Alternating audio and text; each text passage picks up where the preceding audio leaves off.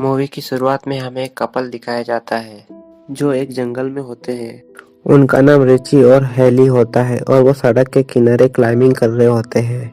जैसे रिची ऊपर पहुंचता है तो अपनी जीत की खुशी में वो हेली को ऊपर आने को बोलता है और जब हम हेली को ऊपर जाते हुए देखते हैं तो उसका पैर फिसल जाता है और वो हवा में लटक जाती है और फिर वो खुद को संभालते हुए एक बार फिर से चढ़ने लगती है और वो रिची को मदद के लिए पुकारती है। रिची को सामने ना देखने से वो परेशान हो जाती है और अचानक से चेहरे पर खून की बूंदें गिरने लग जाती है और कोई रिची को मारकर नीचे फेंक देता है।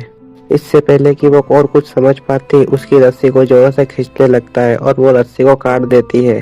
खुद को संभालती है पर वो संभाल नहीं पाती, इससे कि वो नीचे गिर जाती है जहाँ पर उसकी नज़र रिची की लाश पर पड़ जाती है जिसे देखकर वो रो पड़ती है। उसी दौरान उसे जंगल से कुछ अजीब और गरीब आवाज सुनाई देती है जिससे सुनकर वो अपनी गाड़ी की ओर भागने लग जाती है, लेकिन अचानक उसका पैर नुकीली तार में आ जाता है। तब कोई हेली को कोई खींच कर लेके चला जाता है। तब हम इस इलाके से गाड़ी को गुजरते हुए देखते हैं। उसमें हम कैरिस को देखते हैं।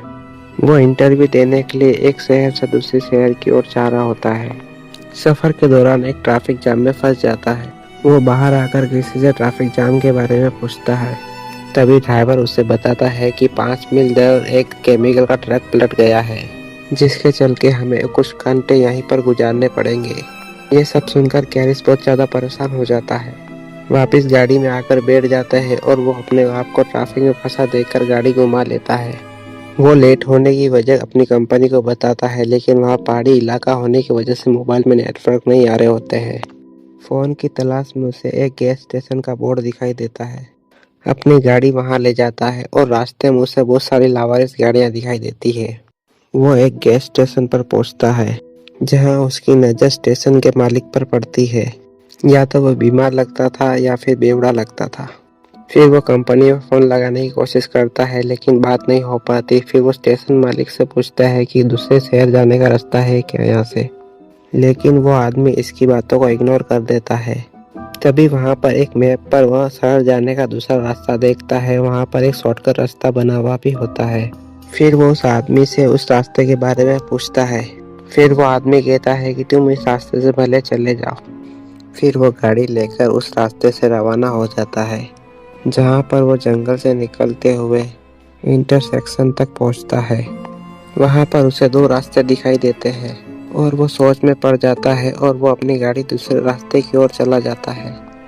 वो एक मरे हुए हिरन को देखता है और उस हिरन को देखने के चक्कर में एक सामने वाली गाड़ी से जा टकराता है जिससे कि वहाँ पर एक भयानक एक्सीडेंट हो जाता है, लेकिन कैरिस इस हादसे में बच जाता है।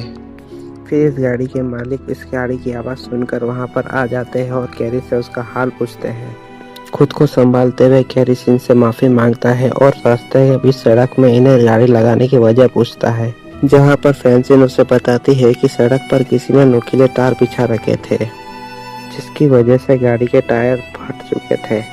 जहां पर उसकी एक फ्रेंड गैस स्टेशन पर जाकर फ़ोन करने को कहती है, लेकिन कैरिस उन्हें वहां जाने से मना कर देता है और सभी अकेला चलने का फैसला करते हैं। लेकिन ईवा और फ्रांसिन वहां पर गाड़ी की देखभाल करने के लिए रुक जाते हैं। रास्ते के दौरान उन्हें एक मरे हुए नेवले की नज़र पड़ती है, लेकिन वो उसे इग्नोर कर आगे चले जाते हैं। थोड़ी देर चलने के बाद उन्हें रास्ते में जलते हुए टायर दिखाई देते हैं जिन्हें ये सब देखकर खतरे का अंदाजा लग जाता है और वो सब आगे बढ़ते जाते हैं। फिर हमें ईवन और फ्रांसिन को दिखाया जाता है। फिर पास की झाड़ी से कुछ हलचल महसूस होती है। फिर वो उस तरफ देखने चला जाता है।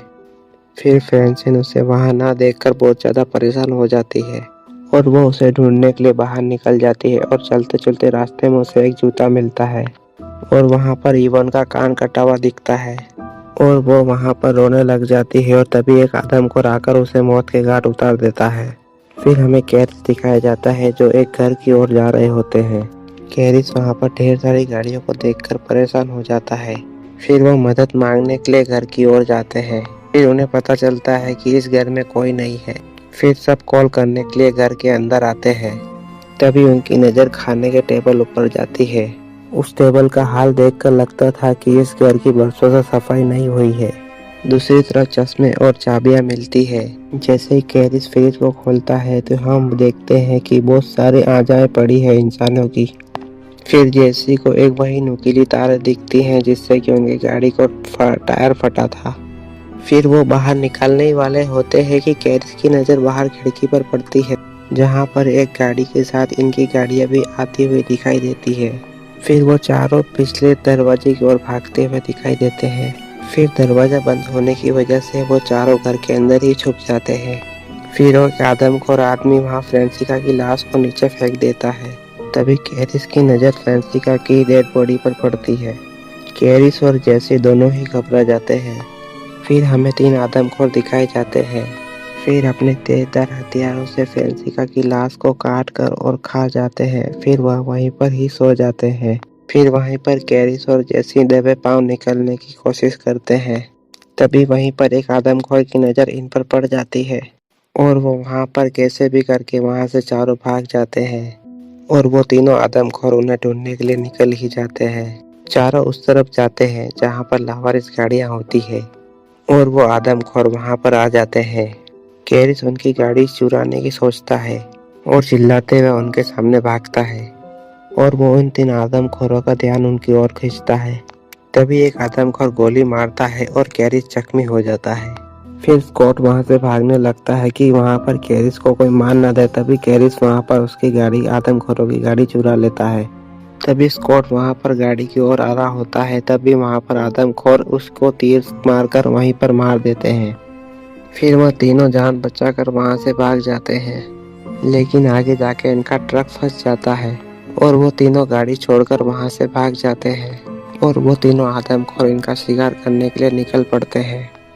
और दूसरी ओर वो तीनों बहुत बुरे थक जाते हैं और तभी कार्लिन वहां ऊपर देखने के लिए इशारा करती है और वो जैसे ही पलट के देखते हैं तो उन्हें वहां पर एक टावर दिखाई देता है, जिसे देखकर वो बहुत ज़्यादा ही खुश हो जाते हैं और ऊपर जाने लगते हैं। ऊपर कोई नहीं दिखने पर वो बहुत उदास हो जाते हैं। फिर जेसी को एक फर्स्ट एड बॉक्स मिलता है जिससे वो कैरिस की मरहम पट्टी करती है। दूसरी ओर कार्ली को एक पुराना रेडियो मिलता है जिससे वो दूसरे को संपर्क करने की कोशिश करती है।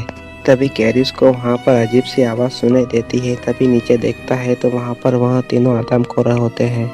तभी कैरिस वहाँ पर एंटर करने दरवाजे पर वहाँ पर एक भारी बक्सा रख देता है, लेकिन आदमखोर ऊपर तो नहीं आते, लेकिन टावर को आग लगा देते हैं और जिससे कि वहाँ खुद को पकता देखकर वहाँ पर खिड़की से कांच तोड़कर वहाँ पर कूद जाते हैं और वो तीनों झाड़ियों के ऊपर छुप जाते हैं, जिन्हें नीचे आदमखोर देख लेते हैं और उन्हें पकड़ने के लिए पेड़ के ऊपर चढ़ते हैं।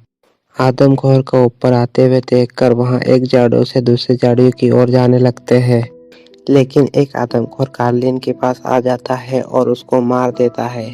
अब कैरिस और जैसी पानी के झरने के पीछे जाकर छुप जाते हैं। फिर वो तीनों आदमखोर वहां से चले जाते हैं। तभी कैरिस और जैसी जंगल के रास्ते से जाते हैं। तभी वहां पर आदमखोर आ जाता है और कैरिस को धक्का दे देता है और जैसी को आदमखोर वहां से ले जाते हैं।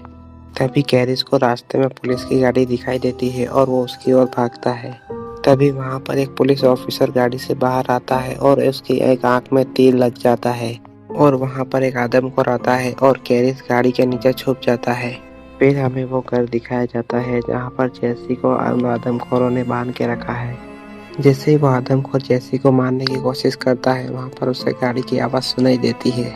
आदमखोर जैसे ही दरवाजे के पास जाता है, वहां पर कैरिस गाड़ी लेकर आकर हमला कर देता है और उस आदमखोर को मार देता है और गाड़ी से उतरते ही एक तीर से आदमखोर को मार देता है और जैसी को बचाने लगता है और तभी पीछे से एक आदमखोर आ जाता है और वो कैरिस को धक्का दे देता है। जैसे कैरिस को लगता है तो वो जैसी उसके पीछे तीर मार देती है उस आदमखोर के और आदमखोर वहीं पर मर जाता है और वो दोनों घर से बाहर आते हैं और कैरिस गाड़ी पे लगे हुए फ्यूल पर गोली चलाते हैं और जिससे कि वहाँ पर बहुत बड़ा धमाका होता है और वो दोनों ट्रक लेकर गैस स्टेशन पर पहुँचते हैं और कैरिस वहाँ पर उस मैप को फाड़ देता है। फिर वो दोनों वहाँ से चले जाते हैं। फिर हमें दिखाया जाता है कि एक पुलिस ऑफिसर वहाँ पर जाता है जहाँ पर कैरिस ने ब्लास्ट किया था। वहाँ पर कुछ चेक कर ही रहा होता है। तभी वहाँ पर पीछे से एक आदमखोर आकर वहाँ उस पुलिस ऑफिसर को मार देता है और इसी के साथ मूवी एंड हो जाती है। Thank you for watching.